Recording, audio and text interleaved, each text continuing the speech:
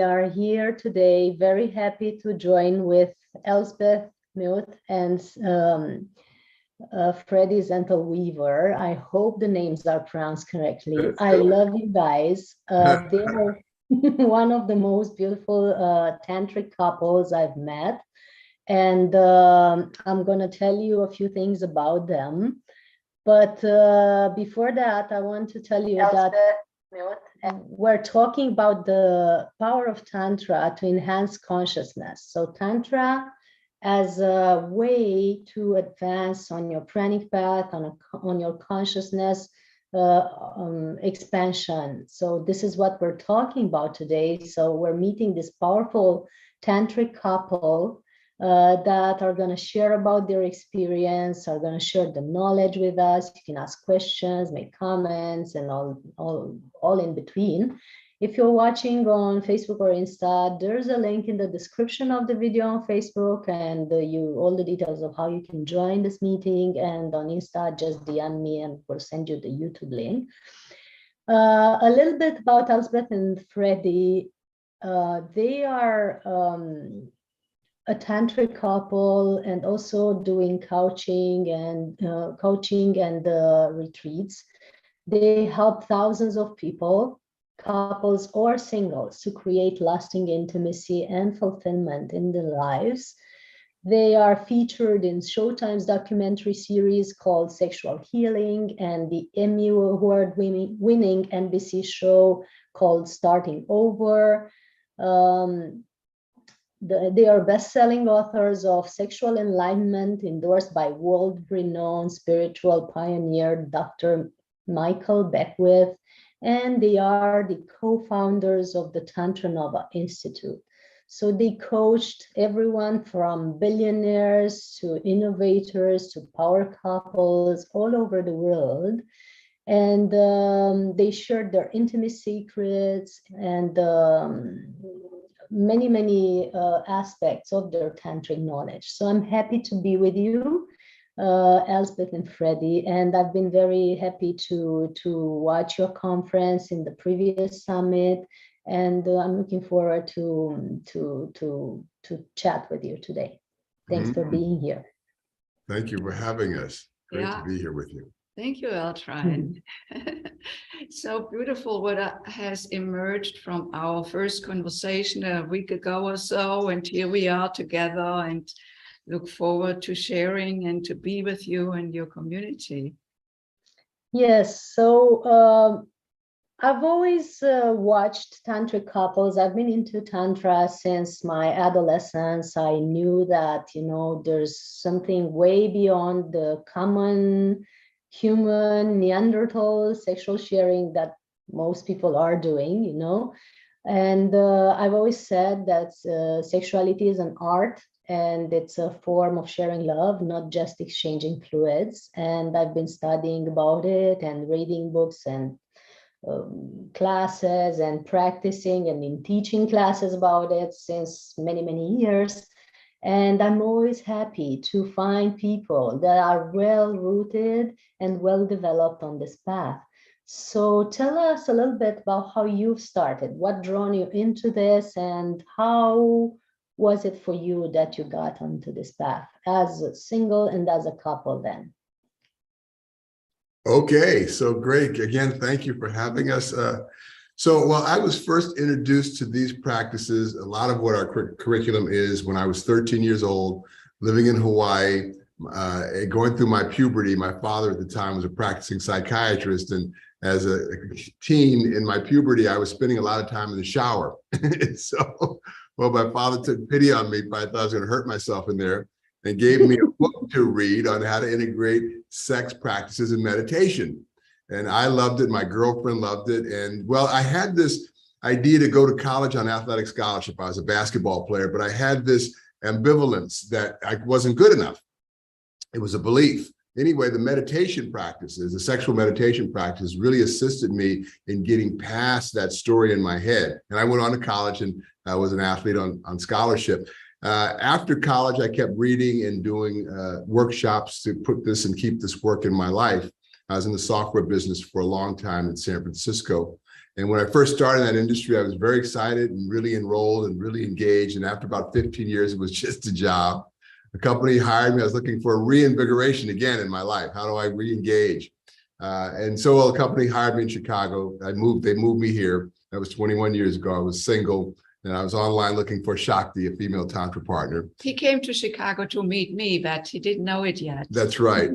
I'm sure he did. Like we were all kind of in color match tonight. It was that intuitive sense was working again. And so that was 21 years ago. We met. Elspeth will tell you her story. And we formed this work, Tantra Nova, Tantra New.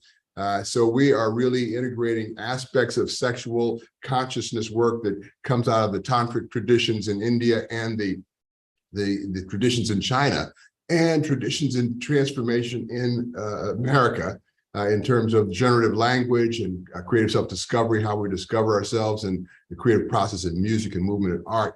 And we've coupled that with working consciously with sexual energy. Elspeth and I both have been certified to teach this practice over a 2-year program that we went through, but also on our own experience after 21 years of doing this, in seeing what happens for couples and individuals who are some steeped in this work, some just being introduced to it. I mean, forever people have been praying during sex, oh God. Oh my God, yeah. But what we're talking about is sexual meditation. So the difference in prayer and meditation, prayer is speaking to God, meditation is listening to God. So when we can start to tune into a deeper aspect of what happens naturally, chemically, and emotionally in that sexual altered state, we can start to get past a lot of the stories and unconscious neurosynaptic beliefs and automaticities that we have that keep us in a place. Because we also have this capacity to dream about something that's never been before. That's our connection to this universe that goes on forever, which I can't even imagine. And that's how download information. That's right. Downloading information. And this is how we can use the intelligence of sexual energy and the practice of that altered state to, in this physics, in this world, move towards what we most deeply desire in this life. And we've seen it happen for people that come in, and we'll keep going. Elspeth's giving me the sign. So but I love being here with you all today. We'll talk. Thank you. What about you, Elspeth? A very different story. I didn't have a dad who gave me a book on sex consciousness when I was a teenager. I wish I would have had one. Very different. I was born and raised in Germany. I'm one of 10 children. And I do remember when I was a child, I was very free with my body, or all of us. So, for example, what we did is that when it was very hot, a German hot summer day, we pulled up our umbrellas and walked through the neighborhood butt naked. And none of us thought that was strange. That's just, totally. However, when I hit puberty, all of that changed. My relationship with my dad changed. I got very interested in all things sexual, to the chagrin of my parents. And so while there was a lot of suffering because I felt my parents were in my way, I did what I wanted to do. And so voila, in my late 20s, I came to the United States. I had gotten a degree in music education and came to Boston to do further postgraduate studies. And then a few years later, I kept teaching in Boston at conservatories and music schools, and then got my doctorate in education. And from there, I became a management consultant. And I'm saying this because it was my life's path was not the typical trajectory of a Tantra teacher. It came to me later in life. So I consulted in the 90s, and I had gotten really good at it, but I was miserable in relationship. I had this pattern of attracting unavailable men. And while that was exciting, most of the time I was alone. And when I hit 50, I became very concerned and actually despaired, because I could see the trajectory that if I were not to change, that pattern of attracting unavailability, I would end up without ever having lasting love and intimacy in my life before I leave this planet, with the emphasis on lasting, because I had intimacy and love in my life, but I was not able to sustain it. So there was something in the way which I couldn't identify, and I knew I needed to get some guidance, some, support. So that was the time when I deeply delved into Tantra as a discipline, not just reading a book here and there and doing a practice here and there, no, really immersing myself. And Altreya, what opened up was that I discovered that I had held distrust towards men. Now, I didn't know about that. I was very charming. I invited them in, you never would have called me a distrusting bitch. So anyway, and it really opened up through this a very particular healing ritual that is designed for the woman to set feminine energy free. And there, what came back to me was the experience of the 18-year-old Elspeth, first boyfriend, first love. We had a very blissful relationship, and then he asked me to have intercourse. I said yes, although I was not ready. And it was freakingly painful. I had to go to the gynecologist. The bill from the gynecologist went to my house. My dad opened it. All hell broke loose. My dad called me a whore. The boyfriend left within a few weeks. So there I was totally alone, no soul to turn to. And that was the moment when I made a decision, which was something like, see, Elspeth, men are never there for you when you need them. And that decision and the feeling of that it was not safe, closing off, all of that trailed me into my adulthood. And no wonder that I attracted unavailability, because it was further proof of, see, Elspeth, men are not there for you when you need them. It just refreshed your program. Yeah. Exactly. We relive it and then we recreate it. So anyway, it was such a beautiful way. Actually, it was quite painful emotionally and physically. And this, all of that came back in my healing. But it was also like opening a valve, where the steam gets more intense and then fizzles out. Same for me. Intense, pain, physical, emotional pain that fizzled out. And with that clearing, what opened up was deeper trust in myself, then deeper trust in men in general. And then 6 months later, Freddie came into my life. Ta-da! Like, and I magically created it. Yes. And I would not have recognized him if I hadn't done this clearing work, because he was available, and that would not have fit with my old pattern. It wouldn't have been attractive to you. Exactly. You wouldn't have magnetized him. Yeah. Yeah. So and the deep healing is so wonderful with this as an illustration, was really in her subconscious through the meditation, through the sexual meditation of the practice, because the forward conscious was saying she wanted a man, but the old story that lived as a belief from the past experience, which was not to be diminished, was still so neurosynaptically imprinted. And that's the stuff we often can't get to through a linguistic approach to transformation. So this is energetic transformation. Absolutely. I always tell people you cannot heal the problems you create in your mind with your mind. You have to go beyond your mind to heal what's in your mind. So either in the energy system or in the cellular memory, or both. Actually, both would be best. Yes. And people, because we're so good with our minds, we can fly to the moon, we don't get, well, there was something that created our mind that we're a part of as well. And that's the listing that we need to keep, developing and have familiar and accessible to us. And these are the practices that can do it. We've been doing this for 21 years and just love it. It's great to see you doing your work and more people listening, with the information dissemination highway, information can more rapidly start to expand. To ripple off. So I got two things that seem very important out of your stories. One is, and I'm sure everybody's wondering, what was the meditation that you did after the shower practice? I'm asking Freddie.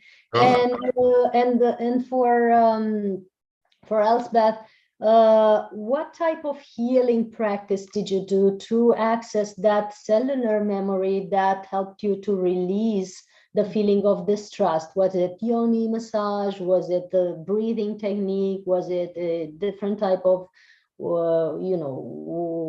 feminine practice? Because we work with jade egg, we work with wands, we work with yoni massage, we work with different type of practices, breath work, and so on. So what worked for you? But I'm sure everybody wants to know that.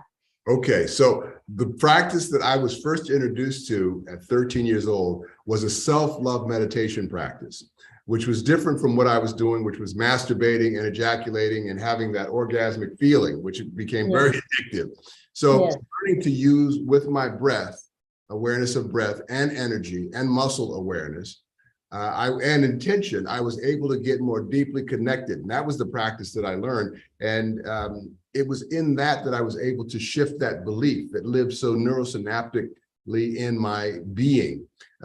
So it's like, and this is like remembering what we've forgotten, because it's in that altered state of the sexual where we have more chemicals, endorphin, serotonin, oxytocin, the feel-good hormone. So we're in a chemical state of ease and altered state, more loving, open, vulnerable, receptive. And then with my intention, I wanted at that time be the athlete in college.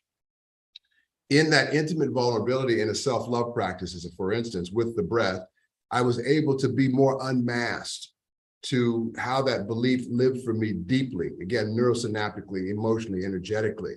And I was able to release, melt into that, and what we call flatten some of the story and the impact of that, the cascading total effect of that story. And so that's how I shifted it. And that's really what we teach. And I teach this self-love practice in the men's workshop, but we teach also a couples practice in a lot of our co-ed practice workshops as well. Sounds awesome. I always say to men, because we have women and couples and then men in therapy. And I felt over the years that one of the most important things for men is to love their bodies, first of all, and for women as well, and to consciously practice self-love and loving their wand. Their wand is always something that they either despise subconsciously or try to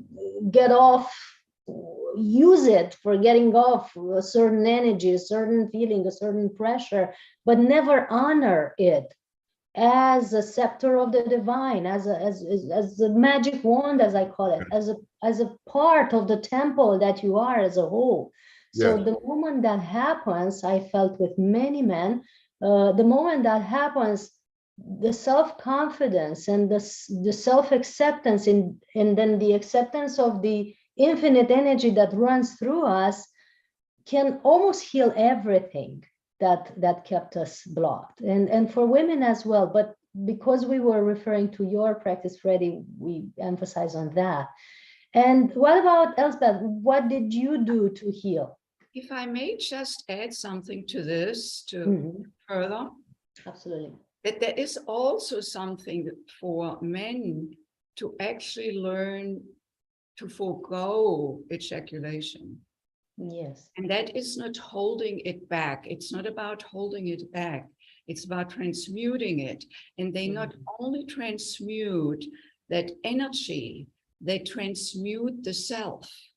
And the male self, given that it's based in testosterone energy, which is a very powerful, strong, protruding, directional energy, and to have this energy support them, guide them, channeling it, instead of being guided by it, instead of being had by the energy. Because there is a lot of testosterone energy in the world that is totally uncontrolled.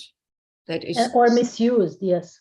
Yeah, this is the thing, is in all the variations of Tantra that there are, one of the primary edicts of all of them is for the man to learn to separate ejaculation from orgasm. And it's in that process that men begin to get a handle on this unconscious aspect of our beingness, you know.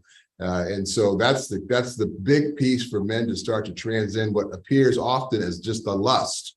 And again, learning to love themselves. I mean, very few men have entered their own anus or massaged their lingam in a way that's a loving way, not just beat off to a quick ejaculation and an orgasm, but learning to That's what I was referring to. Yes, to Yeah.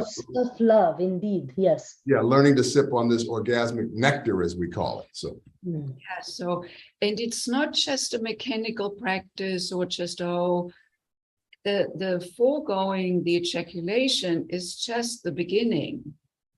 And so, for example, we just worked with a couple, and so their homework was to do the lingam ritual, where the guy was the receiver and his beloved was the giver. And he said he was nervous about it beforehand, and he didn't really want to do it. Why would he forego, you know, and like holding it back. And so, but then he did it and moved with the breath and transcended it. And he came back and said it was an amazing feeling that I never had before. And the capacity to do that is so empowering. he had an energetic ejaculation for the first time. Yeah. And this is what men report. It's not me saying it. I can watch. I mean, I can observe it, you know. I can see how they show up afterwards. Yes. It is so.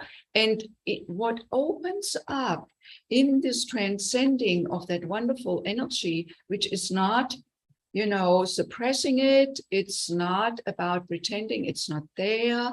No, it's actually moving with it and connecting the manhood with the heart, which actually integrates a man, or the one who is in his masculine energy, because it just applies to anyone, if it's a woman or bisexual or transgender person, it's the same principle.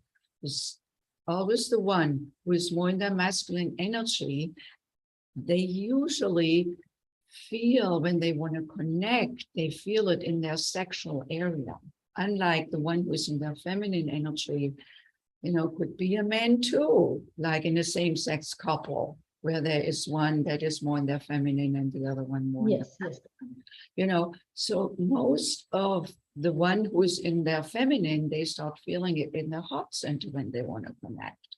You know, so for the men, it's the moving, the connecting of the sex with the heart. For most women, or the ones who are in their feminine, it's about connecting the heart with the sex. So an upwards trajectory for one and a downwards trajectory for the other. And very interesting to even think of that dynamic from the Hermetic principles and everything else. But I've watched men learning to do this, you know, either friends or clients or my partner. And I've watched the empowerment and the self-confidence and the even godlike presence that develops when they finally get it, when they finally learn and are mastering the transmutation of their sexual energy. It's so much empowerment. It's so much self-confidence, it's so much centeredness and so much freedom that comes with it. And was the word I was looking for. Absolutely. That's a great word for this, because men are run by the little head their whole life. I mean, you start out the little guy with the little erection, Ma, look, no hands, you know, and we're run by the little head our whole life, you know. So when men start to get, oh, wow, I could actually be masterful of this proclivity to want to, you know, eject my ejaculation, but I can actually with muscle control and with breath awareness and an energetic awareness, move that wonderful sensation up to my heart. I can send it to my beloved and do the microcosmic orbit together, you know. And so these are things that for men become a freedom-making thing, because again, we are run by it. And that's because that's where we start to feel. For men, there's two emotions that are like, okay, and that's fucking or fighting. You know, men get that they can be intimately connected and can be gentle and can work with the polarity of the yin yang. Then there's more freedom. There's a more balanced way of being in this existence, in this life. And that is going to change the world. I'm confident that once we can drop the antagonism against sexuality, which is happening. And I'm not saying that all the porn proliferation on the internet's the best thing in the world. It's the step forward towards particularly women seeing, oh, this is what I can do in sex. I can be free. I can show myself and have orgasms on without the threat of being raped or hurt or go to jail. And so we're starting to step into the waters of the sexual. Because we could teach these practices to nuns and priests if they were vowed to celibacy. It's about being what the sexual energy is for us as a way of listening and being and existing in our life and seeing ourselves in each other. If we think of, you know, peace is just a thought away. And so if we were this energy, there would be peace everywhere. Yes, and freedom. And then you're free to choose. You're no longer guided by your impulses. I look at men over the years, you know, 10 years, 12 years or so, you know, close friends of mine who were first in their basics of sexuality, much learning from porn or sources that are not very, very yes. And then they started to go into tantric practices or self-mastery practices, you know, mastering their minds, mastering their energy, and then mastering even their ejaculation and I've watched them grow conscious over the years and have the freedom to say no and not be driven by their sexual impulse when a woman would be attractive but not really fit for them. Or and the other way around for women as well. When you master your sexual energy, you can choose a partner, not be desperate for a partner, which is a very different energy to come from and to come.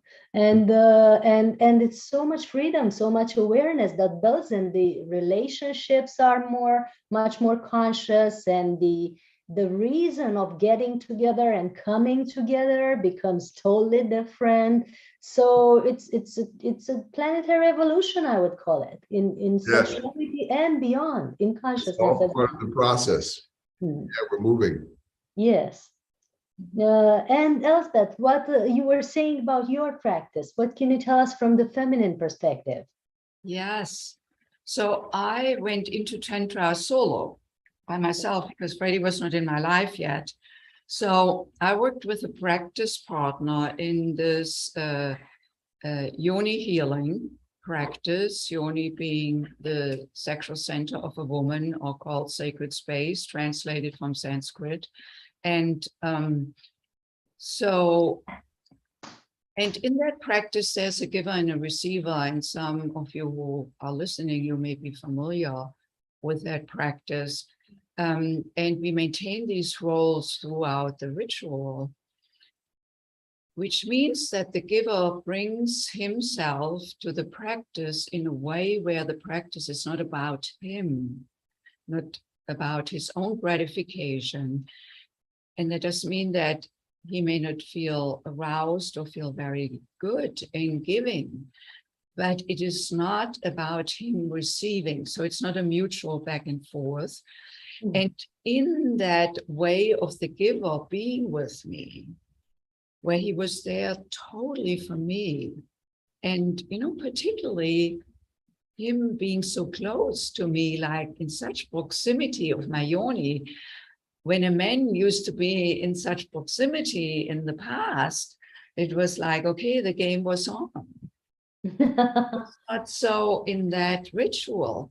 And for me, that in itself was a healing, that a man could be with me where he didn't want anything from me. Yes. That was such a beautiful opening, so I could start trusting more and letting go. And so in the ritual, when I was touched inside here, I brought my little yoni. So when I was touched inside around 11 o'clock, inside, this memory of the 18-year-old came up.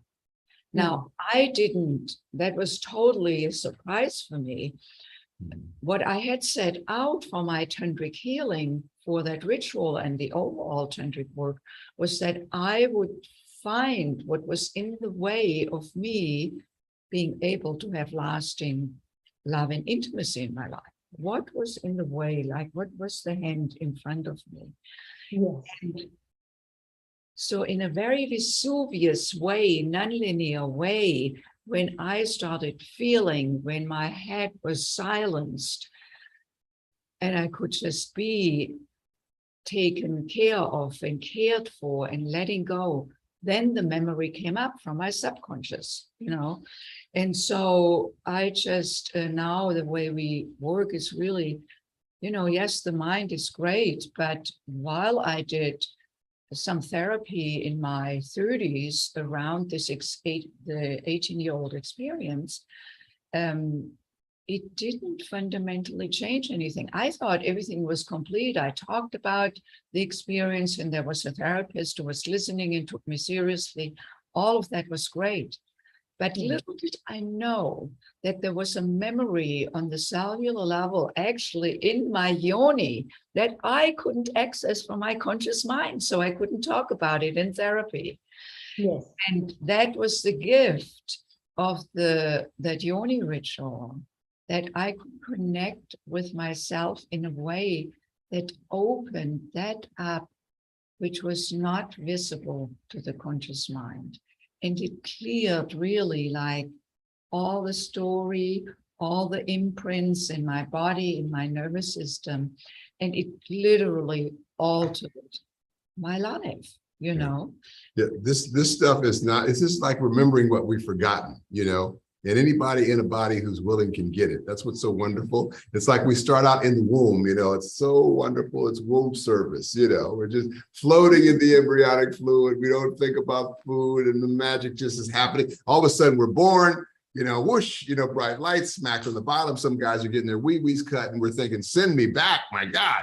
And then life happens, and good days, bad days, falling in and out of love, go on. And then we got all that stuff, but we got this idea of what we want to create in our life, but we have all this neurosynaptic story stuff and all this, you know, interpretive stuff that's coming from places from our experience. So, you know, learning to be with all of that and also live into our dreams, you know, we can create a better world. And a lot of it is through, you know, this remembering what we've forgotten through the sexual magic and the practice of what has been available before we had language, you know. And so we've been teaching this and love sharing it and being on your platform with your audience. It's just such an exciting time.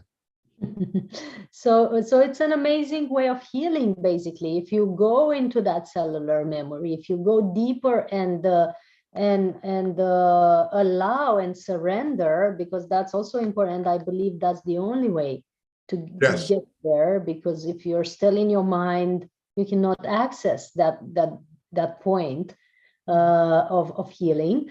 To be there is really, I mean, for you, Elspeth, has been transformational. And you were saying that after that, probably you've never had the same patterns of distrust again.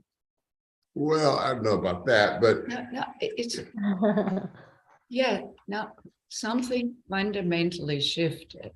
Yes. Then, of course, when something opens up like this, there's a whole new world unfolding, both in the bliss, in the love, in the capacity to create anew. Yes. Including to see more subtle places. You know, over the last 20 years, I had a great opportunity to see more subtle dimensions of myself in terms of my sexual self, my love self, my relationship with men. Absolutely. You know, my what I call my addiction to love. You know, just like someone can be addicted to their lingam, to that feeling, you know, like that feeling of falling in love. It's so sweet, you know, and that I was totally at the effect of this in my younger years. And that now that doesn't mean that this, like a few years ago, I fell in love with another man. It was most sweet and enthralling. Is that That's a good word. enthralling? And and I shared with Freddie, and Freddie was totally supportive of me to, be with this man. And it didn't get consummated, the relationship, but it was an enormous feeling. It took me a couple of years to really, diffuse it. And in the process, I got the opportunity to see my propensity, my looking outside unconsciously for feeling loved.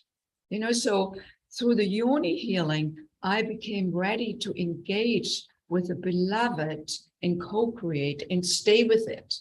And of course, he has the same intention, otherwise it doesn't work.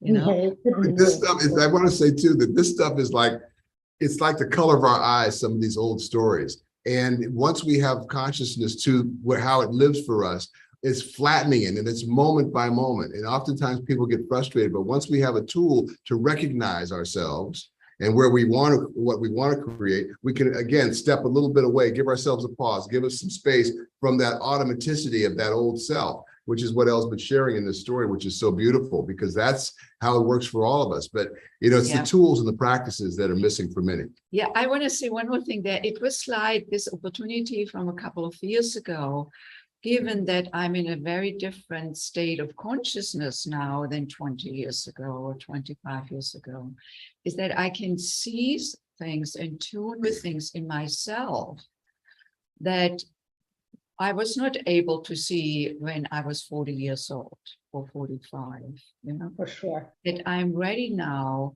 to unclutter and really, Altria, what it comes back to is really seeing myself as the creator of everything that I experience.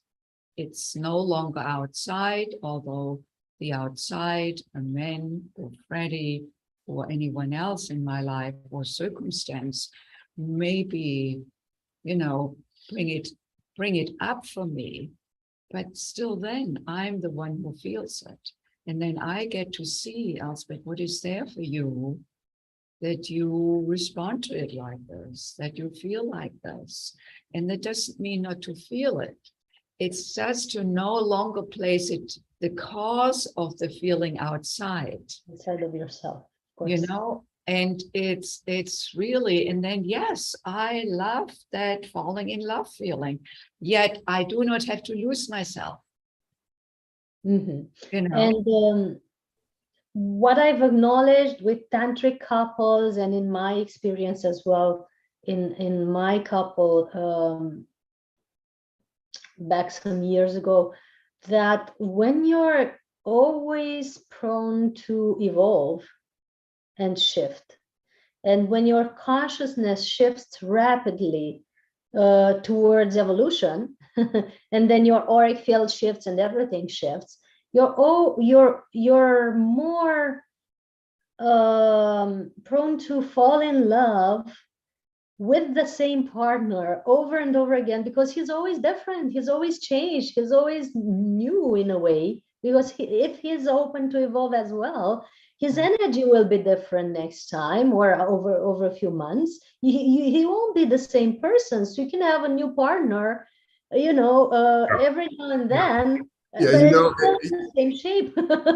This is beautiful, because it's like relationship. It starts out one way. Oh, I just love the way your underarms smell and your toes. And after about 3 years, you need to take a bath, So it's like the relationship's never what it was or what it's going to be. It's what it is. And we often are so missing the moment in our analytical thinking about the past or what's going to happen in the future or what are we doing now, that we miss the breath. We just miss just being. And I love what you just said, Altria, that it is the creation of love and falling in love.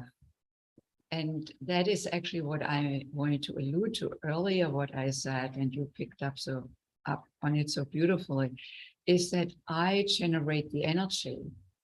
Like I create Freddie the way I see him. Absolutely. I totally know this experience. It's Yes. never about the other. Yeah, so then it's like, who am I over here that is angry with him or that sees him to be so desirable? Mm. So how do I generate this within myself? Mm. And for me, a great place to drop into, to be that I can see him to be desirable, to be my beloved, it's just so exciting to wake up with him every day in the morning, or when he snores at night, that, oh, I'm so happy he's alive and next to me, instead of being bothered by it. That what assists me greatly is when I drop into appreciation, into the emotion of appreciation and gratitude. Wow, I'm so glad, because as long as he snores, he is alive. And he's next to you in a stable partnership the way that you wanted. Otherwise, you could go home and not have any snoring. I'm getting a pillow for my snoring. I'm getting a special pillow for my snoring, ladies, just to know. Well, I'm sure there are some tips for that, and even I think I could help. But the beauty of it is that we learn to appreciate our partners, the things that would trigger us if we didn't have love, and then you just look at him and go, oh, there he goes. And you're just in love with that. We remember what we've forgotten. Yeah, yes. And also, it's essential as a couple, and it doesn't matter if we are dating couple or if we are committed long-term couple. We can apply this in any relationship that will lift the relationship in the moment, is that we have daily connecting practices, and they don't have to be like an hour long. They can be 3 minutes long. Breathe together, move energy together, heart to heart energy, and of course kiss and all of that. I mean, often when we are at breakfast, which for us it's really a ritual in the morning, and I just come over to Freddie, curl my right leg around him because he sits on a high chair, and we just breathe together, or we kiss. And it's just sometimes just a minute, but it's that moment of total connection and breathing together and being one. And it's not from the head, we drop into the connection of the body, particularly the heart. And I just want to say that it's so, for people who are listening, to cultivate what we call Tantric quickies, where we... Tantric, say that again, please. I didn't hear it. Tantric quickies. Quickies. Nice. Yes, a quick one. Yeah. They are not sexual in nature, although they arouse that intimate connection. Yes. And the more we do it, and the more we do it in a focused way, because it's the total presence that shifts the moment. And a Tantric quickie might look like she's at her desk working on the computer, and I might come over and just do a mudra from the heart, from the fourth chakra, front and back. And because we have an agreement, if she or I do this to one another, then we stop what we're doing. We pick it. We don't, not in the middle of a call or something, or a Zoom call. That was nice. We stop and we just drop in. We drop into the breath, we drop into the witness, and like that's what said, it doesn't have to be long. And a little bit of that goes a long way in giving us a little break from just coming back to the savasana and just being. It alters the state within and the state in the connection with the beloved. Yes. In an instant. However, it needs to be practiced, because it takes willingness. It takes willingness from my side when Freddie comes over to drop everything for a moment, even when I'm totally immersed in something. And it takes presence, and that we are really here and now. And that takes practice. So it takes solo practice so that my nervous system is ready to drop into the present moment. And then it takes practice with the beloved to allow him to come to me in the moment.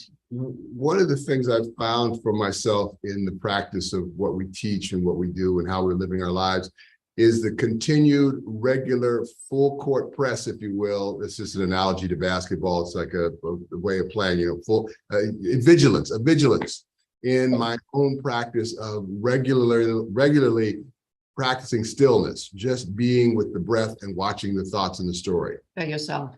Yeah, in a self-meditation, right? Mm-hmm. And then you add the sexual piece to it, and that's another aspect of dropping more deeply. But the regular practice of just watching the breath and being present to the thoughts in the story, that's what gives me the pause in those moments of upset or disconnect, to be able to step away from myself for a moment, to live into what it is I'm envisioning and what it is I want to create, as opposed to being reaction. Because we're animals too. We get angry, we get upset, we get sad, we get disappointed. And so how can I be in all of that with that aliveness of being in this body and also be able to step back from it, so experience fully, and then come back to, an evenness. So we share a practice with your audience together, just for a minute, if you let us do it. Thank you. Yeah, go ahead. Okay, so everybody, if you could just sit up on your sit bones as comfortably as you're comfortable being. Your eyes can be open, closed, or soft focus. And this is just a real simple, just breathing practice. And we just want to maybe put a hand on our belly to get a sense of this, even for the old practitioners. And we want to follow the breath. This is parasympathetic breathing or Buddha belly breathing. Follow the breath, trachea, lungs, extending the diaphragm and belly into our hand, or inhalation like a big balloon. Really feel the extension. Follow with your awareness your breath back up and out through your nose in your own pace, depth, and rhythm. Again, your eyes can be open, closed, or soft focus. Continue that manner of breathing, following the breath into the nose, trachea, lungs, extending into your diaphragm and belly like a big balloon on your inhalation. Following with your awareness, your breath back up and out through your nose in your own pace, depth, and rhythm. Continue that manner of breathing.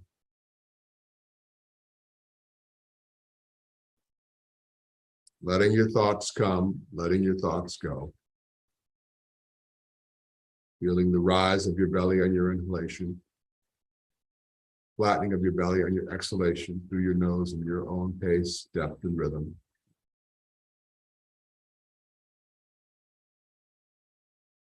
And while you're breathing in and out, enjoying this moment of communing with yourself, drop into gratitude for yourself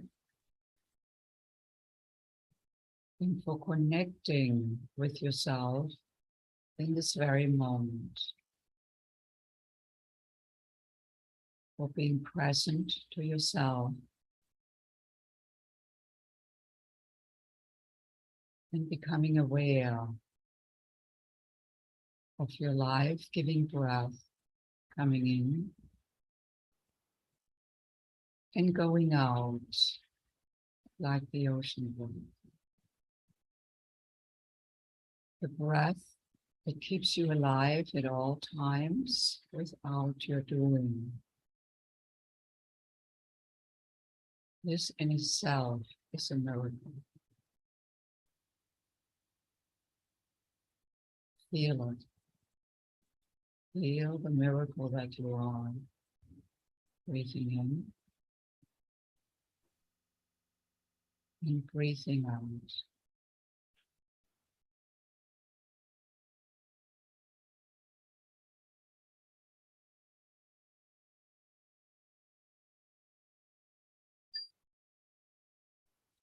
And come back. Trine, would you share how you feel right now? Very peaceful, very sad, and very silent. I was literally making an effort to get my voice back and utter words because I dropped into a very, very still point. Thank you for that. It's a very good practice. Another before the meditation was that I've heard Freddie sharing how he manages his own, inner work when he gets triggered by something or when he wants to, get back into evenness.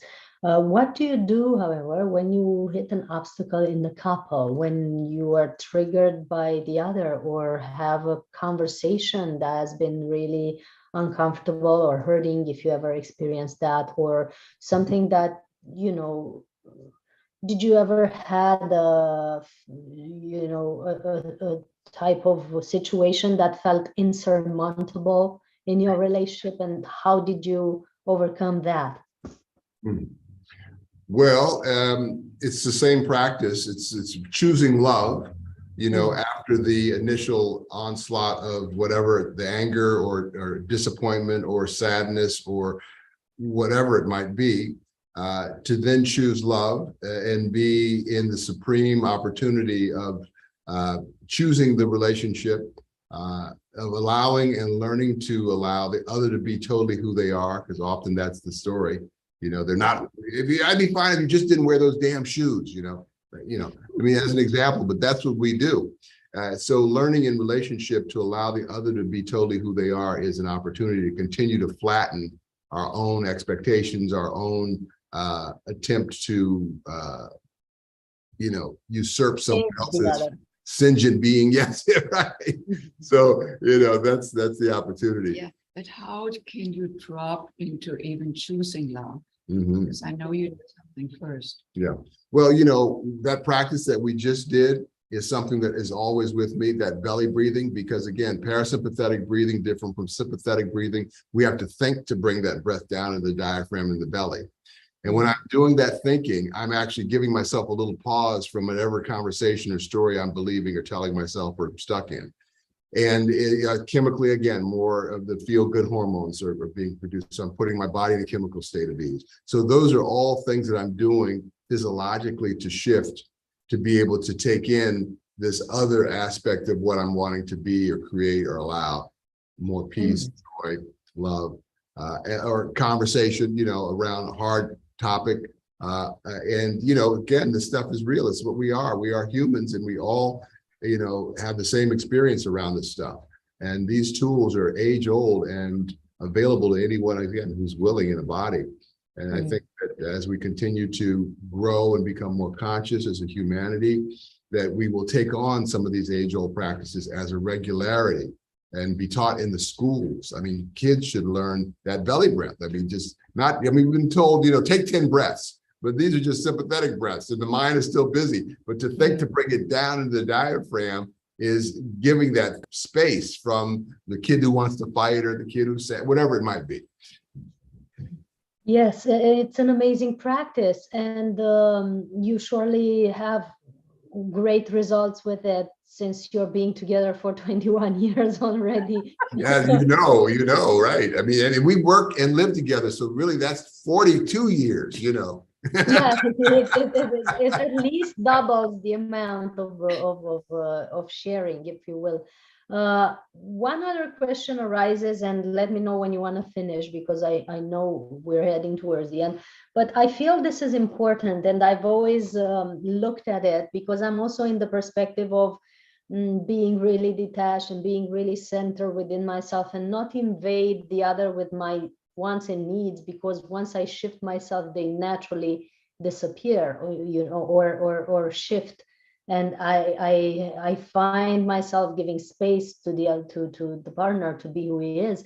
But how do you make the or a balance between meeting your needs when they arise and have the other allowing the other the total freedom of being how he is, and that might not match what you want to experience? Yeah, that's such a great question. For many, this is an issue. So first, we both want to be open to requests by the other. Like, I'm open vessel for Freddie's requests. And then with that comes the other part, which is that in relationship, that we have the freedom to say yes and to say no. If I cannot receive a no, there is no freedom within myself, leave alone in my relationship with Freddie. Now, when I get a no, what can get easily triggered is very old for all of us, childhood stuff. Oh, I'm not loved. I'm not rejection trauma. Yeah. I never get what I want. It's so insidious. So, so we want to really train ourselves to become aware to that feeling that is so spontaneous when I get a no, so that I can stand in a no with grace and dignity. Yes. Inner work, and then also in relationship, we usually don't just give no, it's then a no would be like, darling, I cannot do it at this moment. Not now, yes. Not now, but I'm available tomorrow morning, like for love making or for having a particular conversation, whatever it may be. Or sometimes it's just like just being heard and listened to. But that, so we want to learn, this is like navigating in the dynamic of the figure 8, which a relationship wants to be, where one can request and the other listens and then respond. And on the other hand, that we want to cultivate the capacities of speaking and listening, leading and following, giving and receiving. These are the feminine, masculine, yin and yang kind of actions or being. We want to be equally able to do it. Often when we work with couples and we do couple body work, tantric body work, that is not, to cultivate emotional intimacy. And then often one of them says, oh, giving is much easier for me than receiving. They are so triggered in the receiving, like, I had to tell them what I wanted. No, it's for you to receive whatever given, and letting go. So the capacity to receive is equally important as the capacity to give. Yeah. We want to be both, because in giving, often we still have the feeling of being in control. So I don't have to be vulnerable. I have to open. Anyway, so this is the figure 8, the infinity loop. We want to practice this so that I can make requests. I have the freedom to make requests. I know Freddie is going to receive the request. He will respond however he responds, but underneath of it all, I know that he loves me and that he's committed to me. Even when there is a no in the moment, it doesn't mean I'm a no to you overall. To distinguish that, because we often don't hear that. It's just no. Yes, depending on how deep the wound is, you can get triggered. I just want to check if you finished sharing this, because it's so important. Yeah. I feel that I can add something about it that I feel to share. And so then also when he were to say no, that I move with it, So this is why I say it's like this. If I get plugged in and crazy over it, there is work for me to be done. For sure. Other thing is, like, a couple really needs to be clear about their level of commitment. Commitment is like the bubble that holds it all together. And commitment is not an obligation. Commitment actually creates freedom, trust, And I'm not saying like that security. I think security is an illusion. Totally. A commitment is also not, the promise that it will be always like it is today. Forever. You know, Freddie may change his mind in another 10 years. I know he wouldn't do that easily, but you know, we may have evolved differently, or who knows. Yet, in the moment we live in this mutual commitment, and everything is, you know, really drenched in this commitment. So whatever we say to each other, that is what it happens in. So that gives the sense of great freedom, openness, wouldn't you say? Yeah, the opportunity again is the practice of allowing the other to be who they are and continuing to own our own upsets, owning our own upsets. Because the illusion is I'm fine if she didn't do or didn't do or the weather wasn't blah, blah, blah. You know, so whatever that reaction is, to own that. And then from that place, choose what you're going to do. True. And it's also so much, like Elsbeth said, about how much we are open to receive.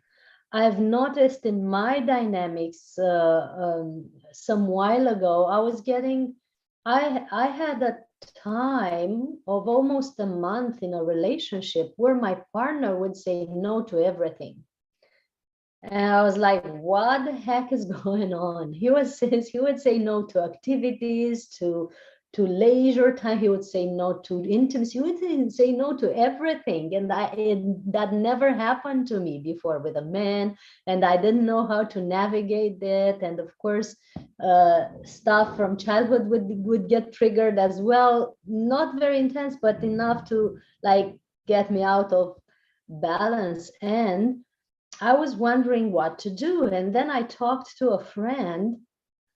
I was knowing that it's about me. I was knowing that he's not like that and that he's always willing to meet me and usually very gentlemanish and very, I mean, he wants to please me, of course, not the opposite. And he likes the things that we suggest doing together usually, but in that particular phase, it was all the opposite. And I wondered what needs to shift within me that is obviously, you know, triggering this type of dynamics. What is happening? So instead of going at my partner and starting to say, you always there, you never, you la la la, and all that stuff that we usually do, I started to really look at myself deeply and not seeing it. I talked to a friend and he noticed that my feminine was getting drained. Because of overworking, overdoing stuff, of driving too much, whatever I was doing at that time. And I was neglecting my inner woman. My, you know, even though in the outside, the appearance and the self-pampering even, and I was giving myself time for myself and doing my inner work and all that, but there was a subtle twitch in my attitude of being overworking at that time or something like this, that I was saying no to myself, to some part of me, and my partner was reflecting it. And he was reflecting it so well and so constant enough to trigger me to go there and really ask for help and look at it, because I wasn't able to see it by myself. And he wasn't able to respond. I mean, if I would ask him, why are you feeling to always be like this, he wouldn't know why. He would say, I don't know. I really don't know. He was innocently responding with not knowing, because the answer was within myself.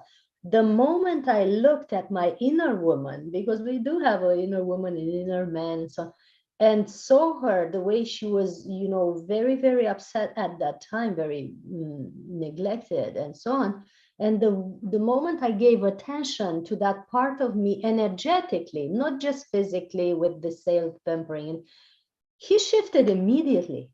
I didn't have to say anything to him or go to him and say, look, I would want you to be more open, blah, blah, nothing like that. He shifted in the split second that I owned and recognized and cherished and pampered my inner feminine. It was amazing.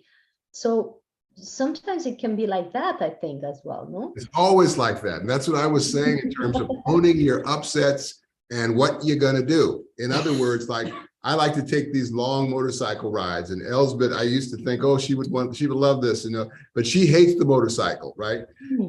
And so it's like, I'm not going to stop riding because she doesn't like riding. I just let her know I love her, and I'll see you in a couple of days, and that's how it goes. And so, and then she's able to be with whatever fear or whatever anger or disappointment to know that he's just doing what he's got to do for himself, and love that I'm doing that. Just like she was sharing that she fell in love with someone else, and, my own jealousy and whatever. After I get through that, it's like, how could I not want to support this person in their life with what they want to do? Exactly.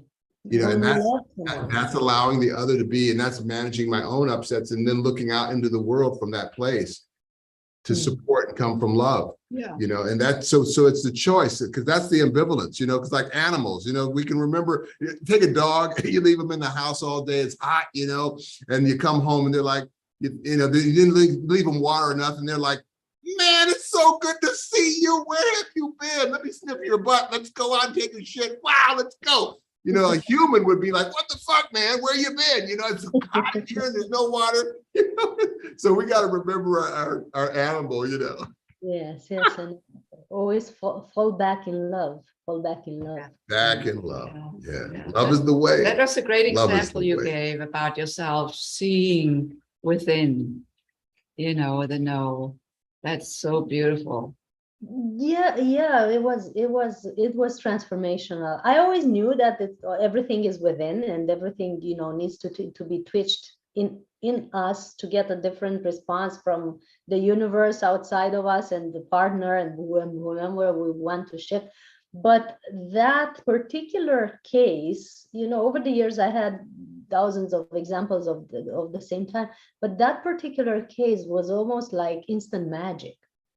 Or instant manifestation or whatever, and it didn't have anything to do with how we communicate with the other, how we caress them, how we do our makeup, how we dress, anything like that. It had to do with only embracing a part of ourselves, nothing else. And the person outside who you've chosen to mirror you and hold space for you, for your healing, for whatever you need to share together, will always respond. At least that has been my tantric experience so far. Beautiful. That's so perfectly shared. Thank you. Touching. That's very good. So before we complete, is there anything you want to share about your work and how people can find you, and what are the stages in which they can work with you? Something to leave us with, maybe? Okay, thank you so much. Yeah, so we are headquartered in Chicago, and however, we work with people from all over the world. Of course, we have live retreats here in Chicago. We have a retreat for couples coming up in Costa Rica next February. That's going to be a total immersion. Beautiful place. We've contracted that is just so perfect. Great meals, infinity pools, great views, and we have the whole place for just our workshop. And so it's filling up fast. An intimate small group that we usually like to work with. We like to go deep instead of wide, and really support, people who come to us in producing fundamental shifts around love, intimacy, and their sexual self. And then we also have online programs, so we can work with people in Europe or, again, all over the world. All over the world, yes. Do people need to be based in Chicago or in your presence to benefit, to have full benefit of your work, or do they need to do like hands-on techniques, or it can be all done online if they happen to live in another area? Yes, so it's our online program, which is a live program, but online. Yes. So it's Zoom sessions and then videos and audios for work practice. And yet it is hands-on, yet the intimacy intimate practices are always done in the privacy of someone's home or hotel room or wherever they are. Yeah. So it's no public nudity in our live workshops or online work. Although we, may demo a healing ritual, but then we use our props, we have Totally.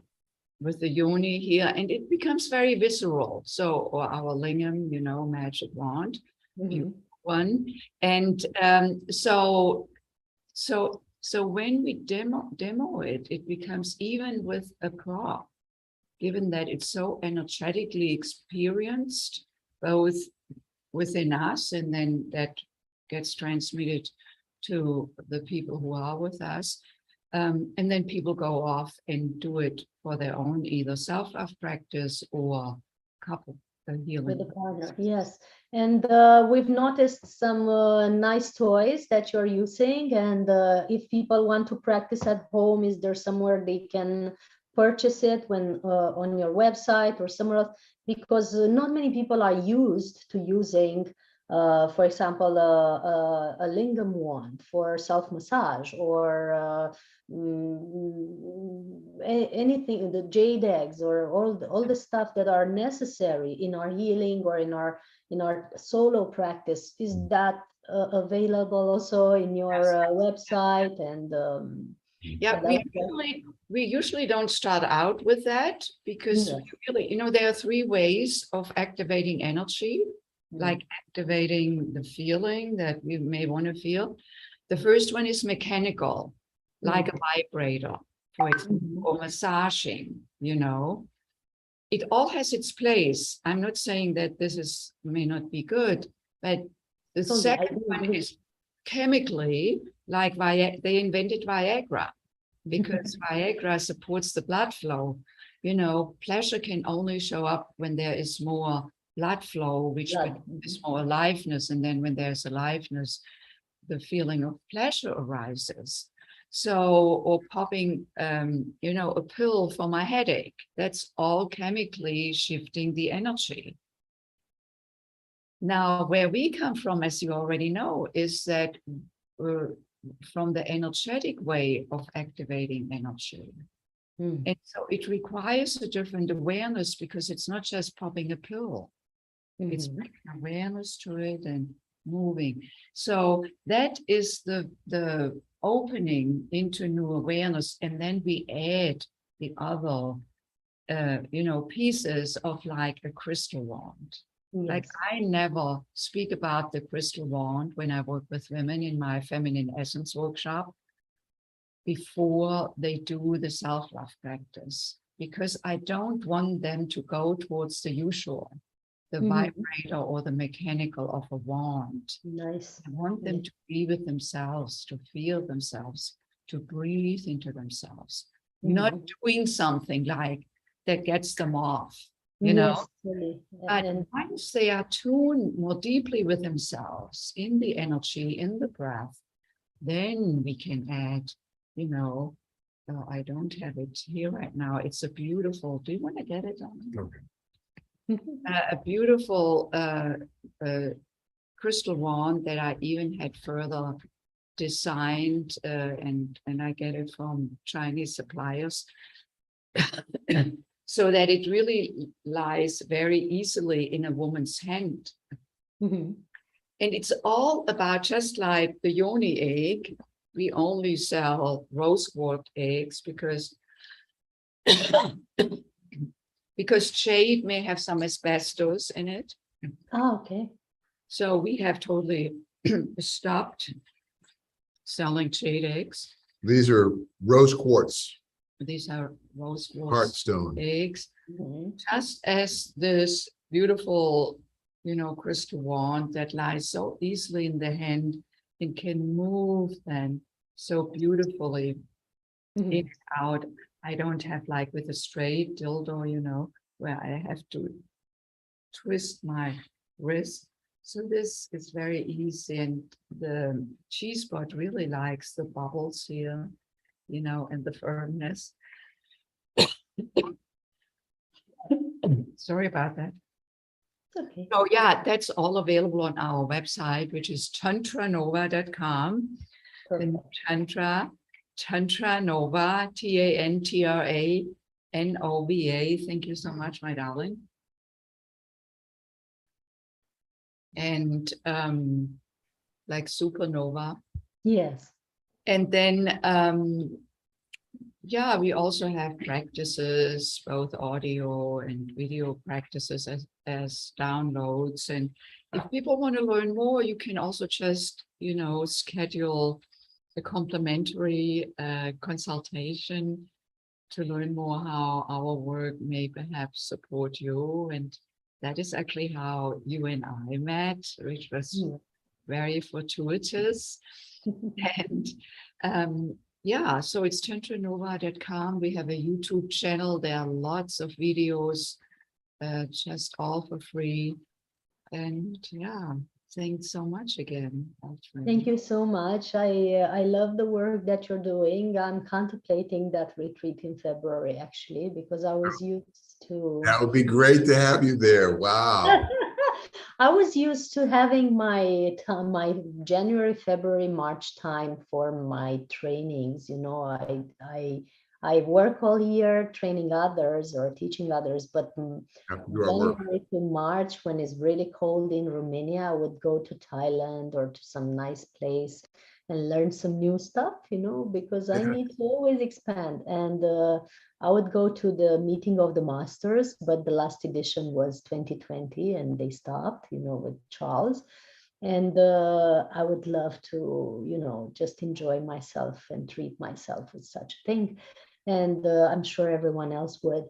I loved talking to you guys today. And for some reason, I feel really, you know, a deep connection with, it feels like we've known each other for a while. Yeah. And hope to collaborate further. And you are invited to the Pranic Festival in Romania. I would love to see you there either this year or the next year, if possible. It's a really, really magical gathering. Which, by the way, for the people listening, it's happening on August 15 to 18. And for everyone wanting to watch this whole summit with more than 46 specialists in energy work and Tantra and energy science and breatharianism and light nourishment and free energy, you can access this on our website, soulhealingacademy.com, at the section that says Pranic Consciousness Summit. You find all the details there, and you can see all the other talks that we had.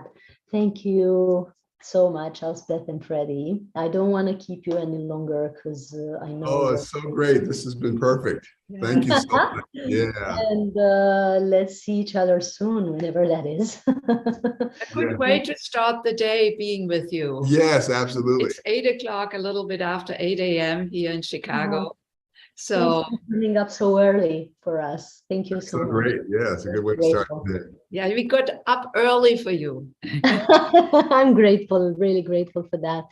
See you soon, guys. It was amazing talking to you, and thanks for sharing your wisdom. And I can tell that you're really rooted in this couple frequency that we always love. And let's share some more, you know, maybe online for the next online festival, or Absolutely. I'll let you know what comes.